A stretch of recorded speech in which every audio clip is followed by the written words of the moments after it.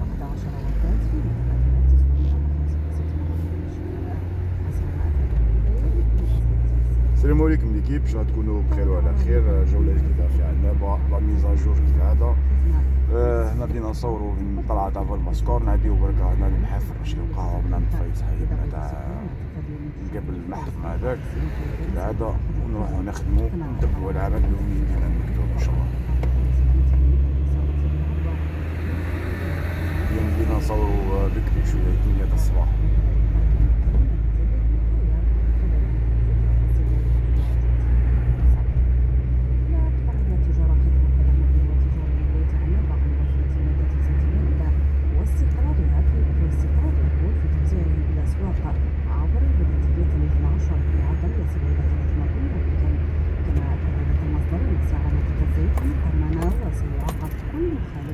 هذه الأسعار حسب القانون الجديد المحلي.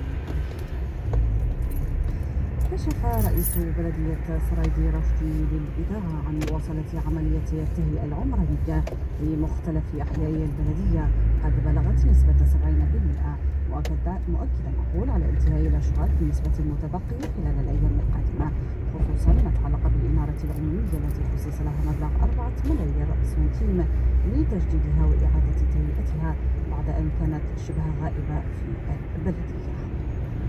إلى الرياضة، تأهل المنتخب المصري لكرة القدم إلى الدور نصف نهائي لكأس أفريقيا 2021 عقب فوزه يوم أمس أمام نظيره المغربي بعد الشوطين الإضافيين بنتيجة 2-1 عقب انتهاء الوقت الأصلي بتعادل إيجابي، لتضرب موعدا مع الكاميرون في نصف نهائي ذلك. هذا وتأهل المنتخب السنغالي على حساب نظيره من الاستوائية ب3 أهداف في لقاء ربع نهائي بملعب أحمد أهجو. هذا ويواصل الاتحاد عنابة لكرة القدم تحضيراته لمواجهة نادي تلاغما يوم السبت القادم بملعب 19 مايو، بينما يركز فريق حمراء عنابة على إلقاء العباء لضمان البقاء انطلاقا من مواجهة اتحاد وركدة على أرضها. لهم المسؤول حياتي جزيرة. وزارة الداخلية والجماعات المحلية والتهيئة العمرانية والمندوبية الوطنية للأمن في الطرق. السياقات الأحوال الجوية سيئة صعبة وخطيرة بسبب الانزلاق وسوء نشريو قهوة برك كيف نكملوا الجولة.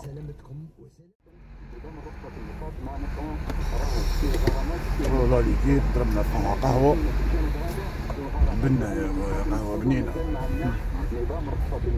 عندنا العربي يديرو دورها الكرات هكا ونهودو على السنك.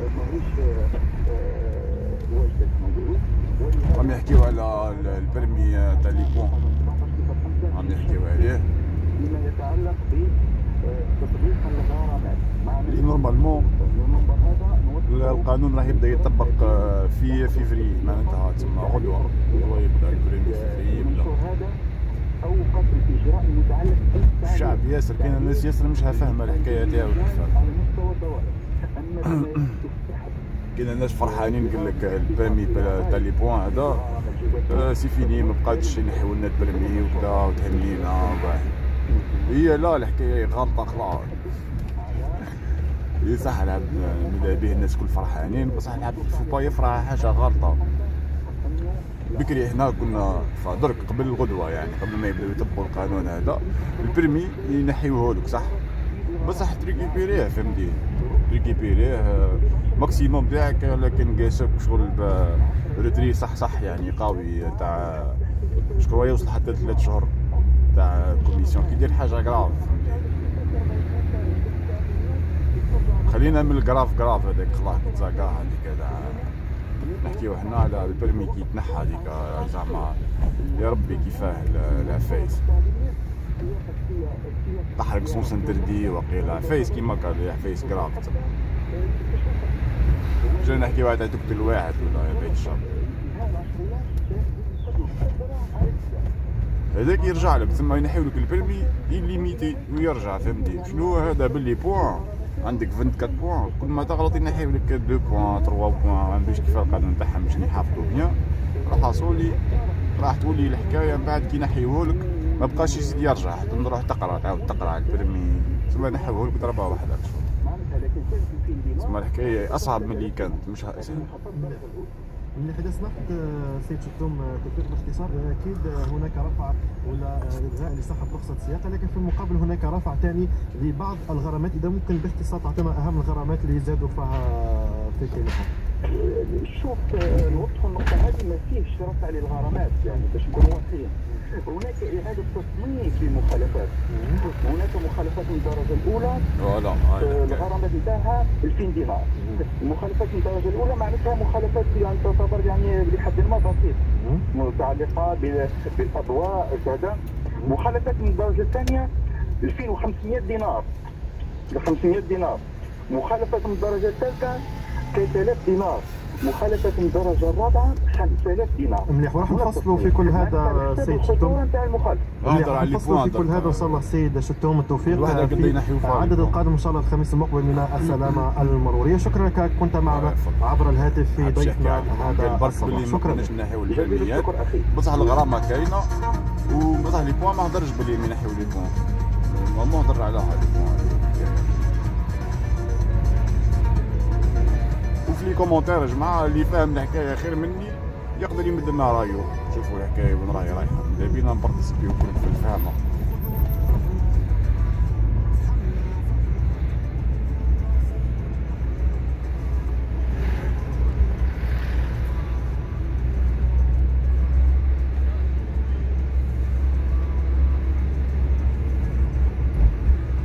هنا وين الميلوجمون دخلت جندوبي.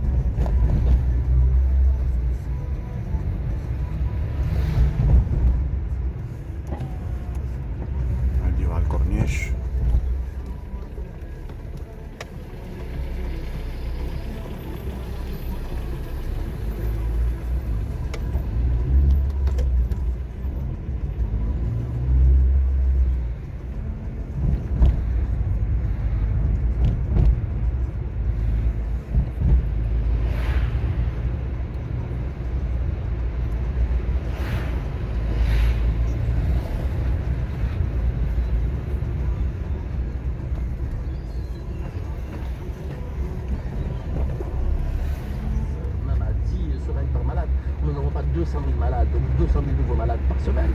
Donc tout cela concourt à mettre en place un plan de lutte devant une situation exceptionnelle. Une situation exceptionnelle parce que la pandémie n'est pas une situation normale.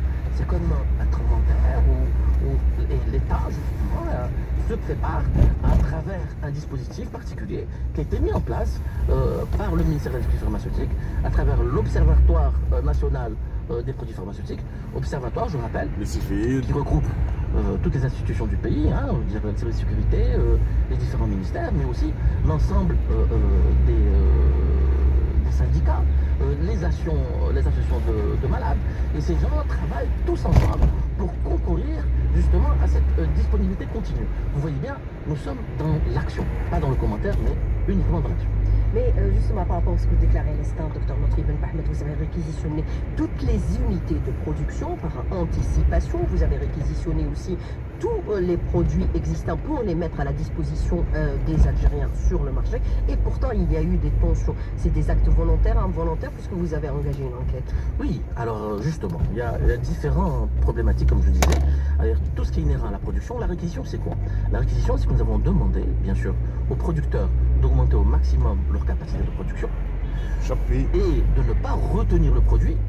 Hein, lorsque vous fabriquez 3 millions de boîtes, il faut que 3 millions de boîtes par semaine aillent vers les distributeurs. Puis que les 3 millions de boîtes qui sont chez les distributeurs, en 48 heures, aillent aussi chez les pharmaciens d'officine. Parce que pour que les malades aient accès aux produits, il faut que les médicaments soient disponibles dans les hôpitaux et dans les pharmacies d'officine. En l'occurrence, la réquisition obligeait les producteurs, dans les 48 heures, de livrer les distributeurs lorsque le produit était analysé, le produit, et dans les 48 heures, les distributeurs devaient les mettre à la disposition des officines. Parce que si vous produisez, on regarde cet exemple de 3 millions de boîtes de paracétamol, et que le producteur, sur les 3 millions de production, disons qu'il en fait 1 million, et qu'il en distribue que 500 000, et que le distributeur, sur les 500 000, n'en distribue que 150 000, et que le pharmacien d'officine, après, ne vend que la moitié des boîtes, on se retrouve avec une quantité bien inférieure sur le marché. Ce qui se passait, c'est qu'il y avait de la rétention, il y avait de la spéculation. Et cette rétention était due à quoi? Alors, pour les produits pharmaceutiques, ça ne permet pas d'augmenter les prix. Contrairement aux produits alimentaires, où nous voyons il y a de la spéculation pour augmenter les prix. Non, les prix sont administrés. Ça permettait aux gens comment dire, de booster leur vente quelque part, c'est-à-dire de faire de la vente concomitante, de la vente associée, et de libérer progressivement les produits pour pouvoir vendre l'ensemble de leur gamme. Et bien sûr, c'est un procédé qui est totalement interdit. Et dans ce cadre-là, nous avons mis en place des brigades mixtes avec le ministère du Commerce, entre l'agence et le ministère du Commerce, qui ont commencé à travailler la semaine passée, qui ont été installés officiellement. Nous avons mis en place aussi, à travers notre inspection générale, des inspections et des contrôles qui sont faits à la fois chez les producteurs et les distributeurs. Et nous avons constaté effectivement qu'il y avait de la rétention, qu'il y avait des distributeurs qui ne libéraient pas leurs produits au bout de 48 heures, mais qui avaient des quantités très importantes de paracétamol, d'enoxaparine ou d'autres produits qui sont nécessaires à la Covid et qui ne les libéraient pas. Alors, je peux vous croire, vous pouvez me croire qu'après cette campagne d'inspection qui n'a duré pourtant qu'une semaine, d'ores et déjà, les pharmaciens d'officine peuvent témoigner qu'aujourd'hui, depuis quelques jours, les quantités apparaissent comme par enchantement. On leur propose des quantités bien plus importantes qu'on leur proposait, pourtant avec le même rythme de production. Des sanctions, bien sûr, ont été prononcées, des fermetures ont été notifiées à certains distributeurs, et on continuera à faire ce travail. Il faut savoir que justement Madame Hachmi, que depuis la création de notre ministère, nous avons dû nous battre. Nous avons dû nous battre d'abord pour que nous puissions mettre en place ces prérogatives. Nous battre d'abord contre le lobby de l'importation. Le lobby de l'importation qui jusqu'à ce jour rêve à ce que notre ministère perde ses prérogatives. Mais je peux vous assurer que nous continuerons, nous travaillerons et que nos responsabilités nous assumerons jusqu'au bout. Et ce lobby pour lequel nous avons fait descendre la facture d'importation au profit de la production nationale, se retrouve aussi au niveau de la distribution. Et à travers la spéculation et la rétention, essaye ces 10 années de gabegie. Nous avons travaillé et nous avons mis en place, à travers le cahier des charges d'importation, à travers la régulation des importations, beaucoup de mesures. Là aujourd'hui, nous sommes en train de le faire pour la distribution. Un nouveau cahier des charges de la distribution devrait voir le jour par arrêté sur le journal officiel dans les jours qui viennent. Et l'ensemble des distributeurs seront réagréés avant fin février, et nous saurons faire la part des choses entre le bon grain et l'ivraie. Et je peux vous assurer que nous mettrons de l'ordre là-dessus. Et nous le faisons la main dans la main avec les associations de distributeurs, avec les associations des producteurs, avec les syndicats et les ordres des pharmaciens. Parce qu'il ne faut pas aussi jeter la pierre à tout le monde.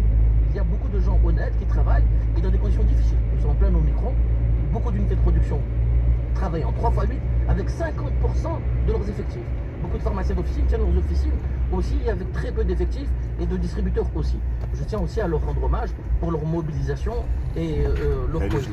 Et vous parlez de rétention et spéculation, comment vous allez agir à l'avenir et sévir contre ces pratiques spéculatives? Est-ce qu'il y a eu des premières sanctions qui sont tombées déjà? Docteur Lotfi Benpahmed. Oui, nous avons déjà, je vous dis, la semaine passée, envoyé une vingtaine de mises en demeure et des fermetures ont été prononcées hier. Les choses sont très claires à ce niveau-là. Et puis surtout, nous avons mis en place, par la numérisation, au niveau de l'observatoire, nous avons un centre de calcul où il y a une douzaine de personnes qui travaillent tous les jours, qui reçoivent l'ensemble des informations et qui vérifient, justement, vous savez, nous avons des programmes d'importation et des programmes de production. Nous avons aussi, à travers la réquisition, l'obligation de nous donner la ventilation des ventes des producteurs aux grossistes et des grossistes aux pharmaciens d'officine. Et le centre de calcul est chargé de vérifier cela. Et nous avons mis en place aussi une adresse mail de requête médique que les pharmaciens connaissent, que trouvent au niveau de la page Facebook, et où sur les gens portent plainte, et systématiquement à chaque plainte, une inspection est diligentée. Mais la veille stratégique, l'observatoire sur la disponibilité, la numérisation des axes aujourd'hui stratégiques pour le secteur qui permet une meilleure visibilité sur les quantités disponibles. Vous le faites régulièrement? Non seulement. La veille stratégique. C'est systémique aujourd'hui. Vous savez, la numérisation, c'est le coût de la numérisation. Ça permet d'avoir un véritable tableau de bord, de savoir où on en est. On sait exactement combien de boîtes ont été distribuées chaque jour. Chaque jour. Et ce qui était impossible, comme je vous l'ai dit, nous n'avons pas simplement une direction de la régulation, nous avons 4 directions techniques, nous avons un observatoire, un centre de calcul, nous avons mis en place, nous avons la possibilité à travers justement cette plateforme numérique de savoir où sont les stocks, à quel niveau et quand est-ce qu'ils ont été livrés. Parce qu'il ne s'agit pas simplement de produire, mais il faut livrer le produit pour qu'il soit à la disposition de nos concitoyens. Mais certains déclarent aujourd'hui que cette volonté de réduire aujourd'hui le niveau des importations a fait en sorte est-ce qu'il y ait une tension sur certains produits qui n'ont pas été importés dans les délais. Quelle est votre réponse, Dr Lotfi Ben Ahmed? Eh bien, on y arrive. Eh bien, on y arrive. Vous voyez bien que les détracteurs ne se cachent même plus. Hein, ne se cachent même plus. Ils défendent l'importation à tout prix. Alors, je vais vous faire une confidence que pourtant les professionnels devraient savoir. Il n'y a pas eu d'arrêt de l'importation pour les produits Covid. Les produits sont indisponibles au niveau international. Bien heureusement, nous les fabriquons localement. Je dis bien heureusement, nous fabriquons localement. Le Lovenox, par exemple, que nous fabriquons localement à travers le Varenox. Le Lovenox, il y avait eu des commandes l'année passée. Elles sont arrivées en fin d'année, en très petite quantité, parce qu'il y a une pénurie mondiale. Et si nous n'avons pas produit localement près de 25 millions de seringues par an, avec un producteur, le second producteur qui attend, nous sommes en train de l'aider à essayer d'avoir des seringues. Il a la matière première, mais il n'a pas les seringues pré-remplies. C'est pour vous dire. Et puis, bon, sur le Varenox, je voudrais souligner aussi hein, que la moitié de la production nationale a servi à reconstituer et aller en ville, et l'autre moitié a servi à reconstituer les stocks de la PCH. Malheureusement, la PCH, pour des raisons qui me sont inconnues, puisqu'elle ne déclare pas toujours ses chiffres sur la plateforme numérique, se retrouve à aller dans les officines pour acheter le Lovenox. Ils sont en consultation ou même parfois hospitalisés. Et pourtant, ils ont été alimentés. Pourtant, non, ils ont la moitié des stocks de la production nationale. La PCH a acheté près de 4,5 millions de seringues ces derniers mois. Et il en a commandé encore 2 autres millions. C'est pas en période de pandémie qu'on constitue des stocks. C'est important. Ce sont des produits qui sont utilisés dans le milieu hospitalier, pas simplement pour la Covid, hein, pour les opérations, mais simplement nous constatons que les quantités, pour peut-être des raisons de paiement avec les hôpitaux, je ne sais pas, qui sont d'ici vers les hôpitaux, restent très inférieures par rapport aux stocks. Vous savez, quand vous avez des stocks, en période de pandémie, vous libérez les stocks. C'est pas la période où vous faites des stocks. Vous faites des stocks en période d'aisance. Et lorsqu'on est en période de pandémie, la protection de la santé publique veut que ces stocks soient mis à la disposition des structures sanitaires. Et nous espérons que la PCH ira dans ce sens-là et mettra le maximum de produits au niveau des structures sanitaires pour que les malades qui sont en consultation ou dans ces structures sanitaires ne soient pas obligés d'aller dans les pharmacies d'officine pour acheter ce produit-là. Mais avec cette pandémie qui dure depuis pratiquement 2 ans, est-ce qu'on peut considérer qu'aujourd'hui, sur le plan, c'est-à-dire du traitement contre le Covid, tout est disponible, on ne connaîtra plus ce qu'on a vécu pendant la 3e vague, à savoir la pression ou sur l'oxygène, comme ce fut le cas il y a quelques mois. Vous avez bien vu.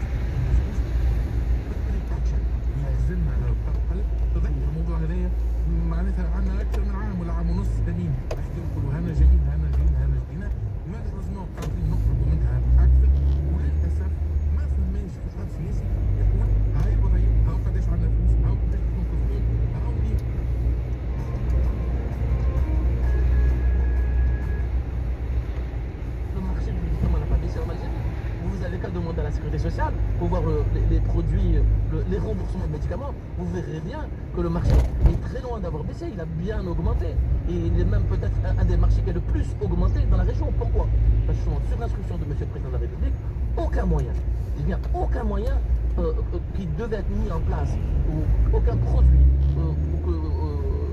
dont on avait besoin pour lutter contre la pandémie, n'a été, comment dire, tout a été mis en place. Nous sommes le seul pays de la région, et j'en oublie, à avoir un vaccin. Certains pays voisins sont en train d'annoncer encore qu'ils vont bientôt le produire. Nous, c'est fait. Il est là. Il est stocké chez Saïdal. Et c'est des aspects que nous aborderons encore une fois dans la deuxième partie de l'invité de la rédaction. Vous savez que nous serons également consultés aux questions des Contact Europe sur notre page Facebook, invité de la rédaction, Dr Lotfi Ben Ahmed. Merci. Restez avec nous, on revient dans un moment. A tout de suite.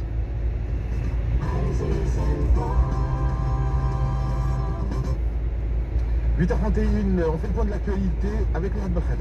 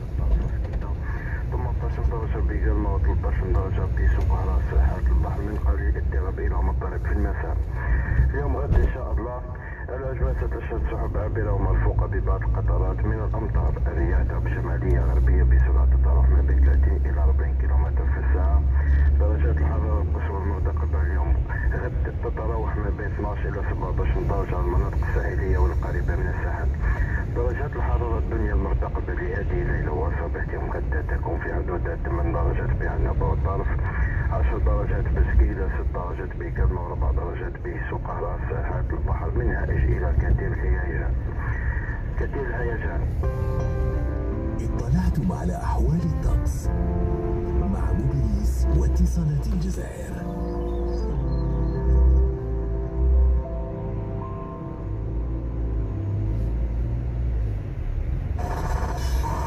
الراديو الصباحي لإذاعة عنابة. الراديو الصباحي لإذاعة عنابة. خدمات متنوعة، تغطيات، أخبار ثقافية، فنية، رياضية، أغاني وموسيقى.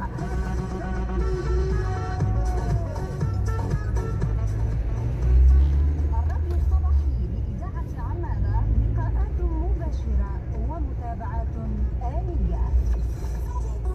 عنابة FM جدة.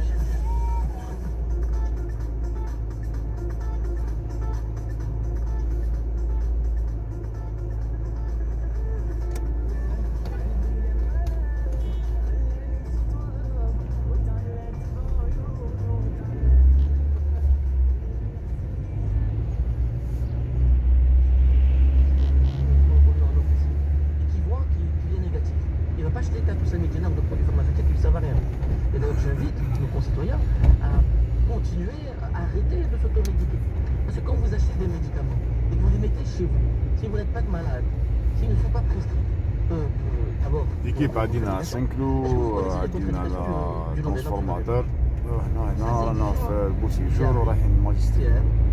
mot de tête.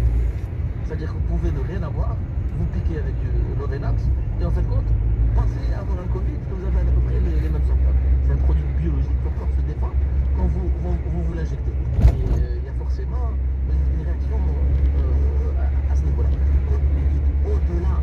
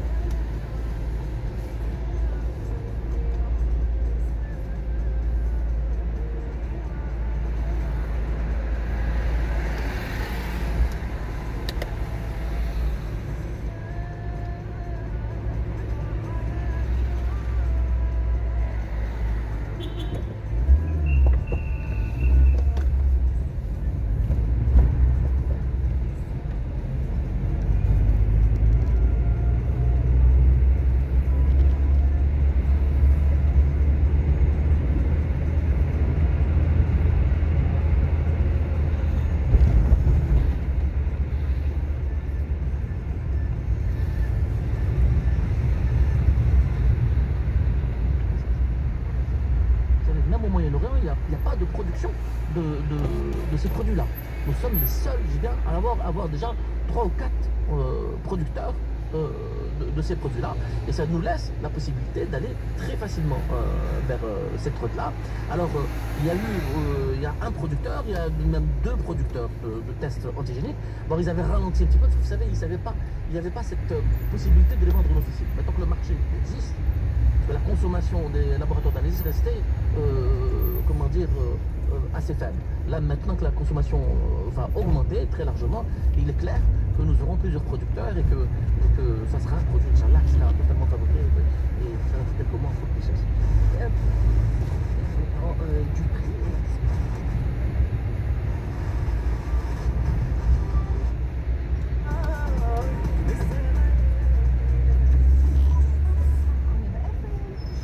شي بغا شي هذا السناطرة الفاكسان واقيلا الفاكسان كنديرو الفاكسان نديرو دورة هكور ليكيب نورمالمون وصلنا لافان تاع الفيديو تاعنا نخليه يزيد يمشي شوية نخليكم على خير ونقول لكم نتلاقاو غدوة ان شاء الله. السلام عليكم.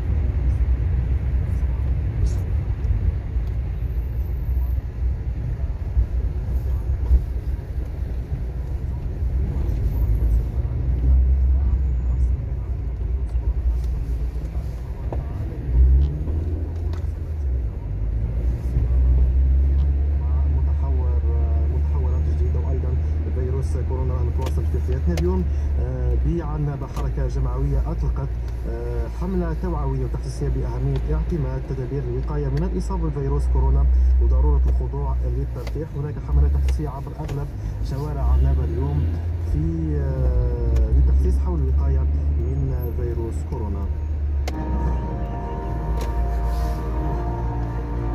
إلى جانب تانك داري أيضا تدخل غدوة إن شاء الله الفاتح من فيفري 2022 إجراءات إلغاء سحب ورخص السياقة بعد ارتكاب المخالفات لإطارات السائقين وتعويضها بغرامات مالية كما أشار ضيفنا لهذه الصفحة. توثيق المفتش الرئيسي في مديرية النقل. إذا غدوة إن شاء الله تدخل رسميا إلغاء سحب ورخص السياقة من السائقين المخالفين والاكتفاء بتدريبهم وافتراض ورفع قيمة بعض الغرامات بناء على تدريب وتصنيفات جديدة